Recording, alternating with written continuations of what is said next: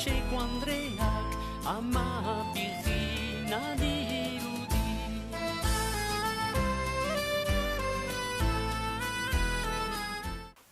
Bueno, Agustí hori buruz gauza asko esaleke, ze arlo asko ikutu zituen. Eta, bueno, ni denbora gutxi dagoenez, saiatuko naiz zeo zertxo esaten, baina gauza asko dago esateko. Agustí hori beti egotzi dioten meriturik handiena izan da, lehenengo euskal nazionalista izatea. 50 urte lehenago Sabino Arana Goiri baino. Eta zalantzabarik egia da. Esaten du bere biografo batek, Josep Zabalok, hain zuzen ere, liburu horretan oinarritu naiz neurri handi baten lantxo hau egiteko. Egon zen 1789 urtean, Nafarroako erresuma desagertzearen kontrako protesta bat, lehenago egon zen protesta bat, baina nazionalismo modernoa esango genduke Xaok aldarrikatu zuela lehendabizi Euskal Herriaren izenean. Beraz lehenago. Aipatzen duten bere beste meritu bat da Aitorren aita izatea, hau da, Aitorren mitoaren aita izatea. Beraz, gu denon aitona izatea.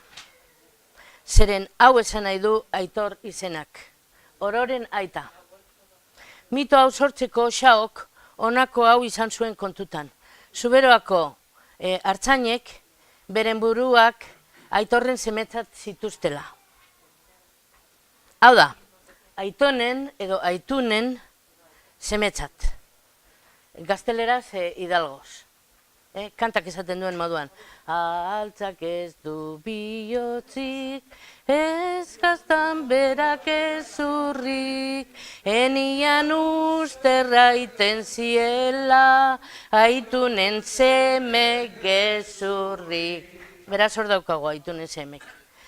Bueno, Aitor Legende Cantabre, 1855 idatzi omen zuen. Xaok sortutako kondairaren arabera, Aitor Euskal Patriarka izan zen. Bueno, zera honetan, biografia honetan, askotan aipatzen da, berak aipatzen duela patriarkadoa, osea, patriarkal, independentzia eta bar.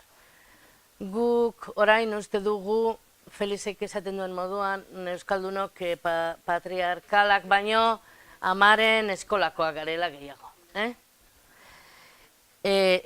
Askotan aipatzen denez, komentario hori egitea. Xaok sortutako kondairaren arabera esan dugu Euskal Patriarka izan zela Aitor hau. 7 seme alaba izan zuela eta hauek Euskal Herriko 7 lurraldeak sortu zituela. Eta beroietan ondorengoak sortu zirelarik. Beraz, mito honek arrakasta handia izan zuen eta asko zabaldu zen. Batez ere hegoaldean, ez dakit, iparraldean ez dakit. Adibidez, Navarro Bilosladak idatzi zuen Amaia y los Vascos en el siglo, ez dakizen bat? Bai,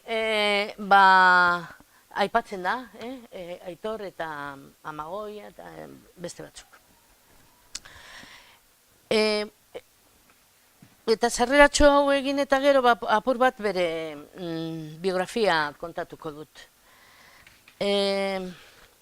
Josepe Agostixo Atarratze Sorolize herrian jaio zen 1811ko urriaren 10ean. Eta Baionan hil zen 1800 eta 58ko urriaren 22an. 57 urterekin, beraz, gazte xamar. Euskal eta Euskaldun idazle, kazetari eta politikoa izan zen. Ezkertiar, errepublikar, laiko eta euskal herrizale sutsua bebai. Lehen ikasketa Koloronen eta Poben egin ondoren, Parisera joan zen 19 urterekin. Parisen, zuzenbide ikasketak egin zituen eta ekialdeko hizkuntzetan espezializatu zen. Adibidez, sanskritoa ikasi zuela esaten da.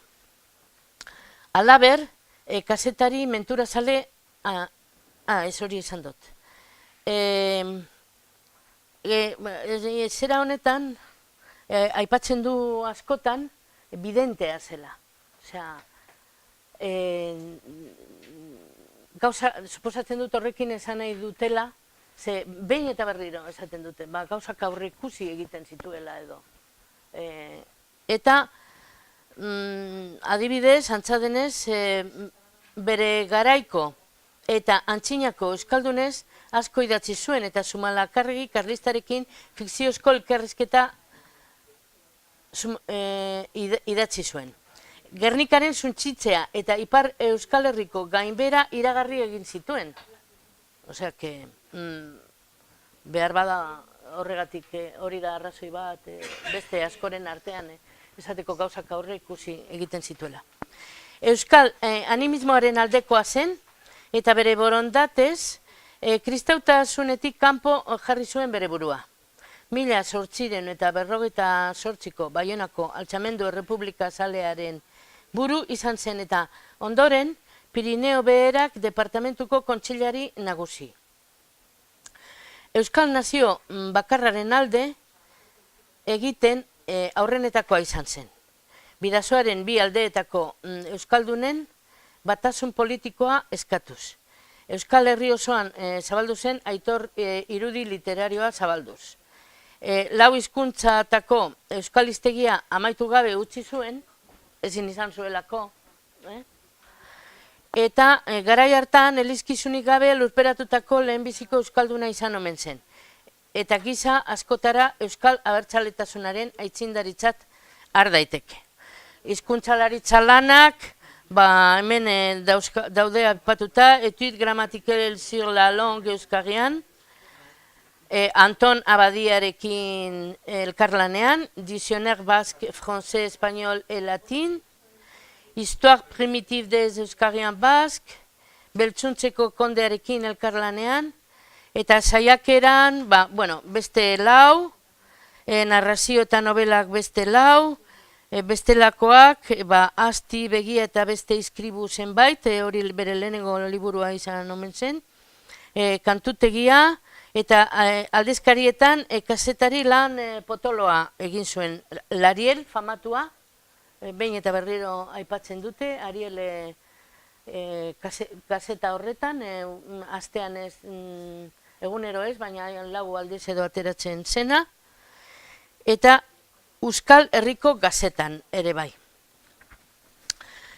Eta jarraituko dut esaten, antza denez, Xautarrak, osea, bere familiakoak, Toulousen bizi zirela. Ez, Toulousen bizi zen Abadi Arras familiarekin zutela harremana. Hauek udan zuberoan ematen omen zituzten oporraketa. Familia honetakoa zen Antoine d'Abadi famatua. Fisikoa, astronoma, filologa eta esploratzailea. Eta hau Endaian gaztelu zoragarri hori eraiki zuena. Eta hauek elkarlanean aritu ziren gauza lan batzuetarako. Antoine d'Abadi hau masoia omen zen. Eta behar bada, eta badirudi Xaobe bai, Xaobe masoia zela. Nik ez dakiz garrantzi daukan horrek, baina uste dut aipatu beharrekoa dela.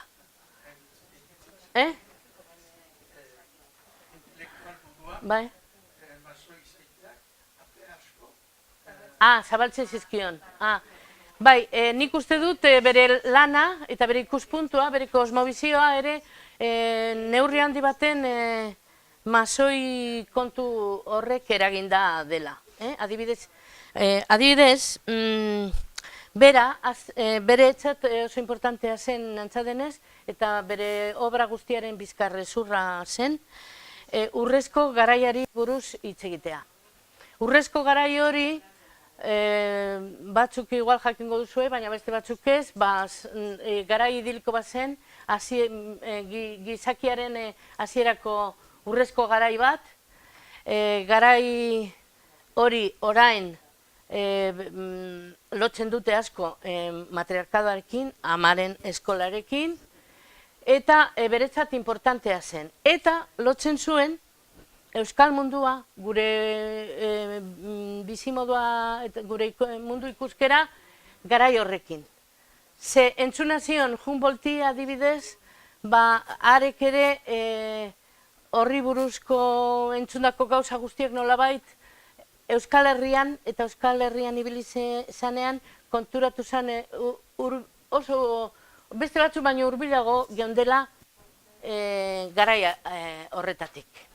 Eta horri garai horretatik. Zergatik, gure izakera, gure gizarte antolatzeko moduagaitik, eta abar.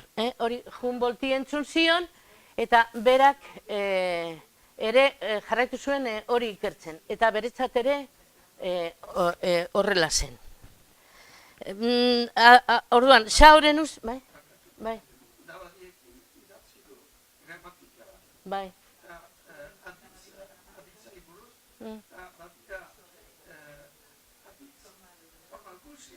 Bai. Aha. Bai, bai. Bai. Bai. Bai. Bai. Bai, lan asko egin zuen. Bai. Bai, eta beste zerbait ere. 3 minutu bakarrik? Ja, pizka gehiago behar dut. Pizka gehiago behar dut, Patxi. A ber, osea, beti mozten hau zoni parkatu, Vale, bueno, a ber, orduan, hori zan batetik, hori zeukan kontutan, eta gero, bestetik, ni honetaz ari naiz berbetan, honi buruz, jendea segurazki hori buruz hitz egiten duenean, hitz egingo du nazi bere nazio kontu eta hitz egingo du, baina nik nahiago dut honetaz hitz egin zen, nire ustez honek euskararekin lotura handia dauka. Berak ere horrela ikusten zuen, guk ere hau jakin baino lehen nolabait ikusi gendun hori, eta berak ere ikusten zuen zelan zeuden lotuta mundu mailako mitologiak, euskera, hizkuntzak eta zelako loturak zeuden. Eta zelako informazioa ematen zuen horrek.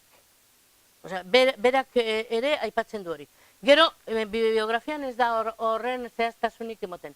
Ez dakit bere lanetan zehaztasunik emoten dan. Eredu txiki batzuk ipintzen dira. Adibidez, lehen aipatu duguna. Berak ere ikusi zuen, apur bat urratzen hasten zarenean, berehala ikusten duzu, egia eta hori askori gertatu zaigu, egia eta argiarekin dagoen lotura. Eta baita ere, ekaineko zaldiekin, eta zaldiekin. Ze zaldiak beste hizkuntza batzutan ekinoak dira. Eta zaldiak lotura dauka eguzkiarekin, mitologikoa eguzkiarekin ere. Orain naiz akordatzen, baina apuntatuta daukagu ze klasiko lotura hori. Osea, hor, bidai oso politak egin daitezke hizkuntzetan zehar, euskeratik abiatuta. Eta informazio handia ematen digute. Informazio filosofikoa eta informazio oso interesgarria. Zientzia bat da. Hori, lortuko bagendu egitea, niri gustatuko litzaidake, baina lortu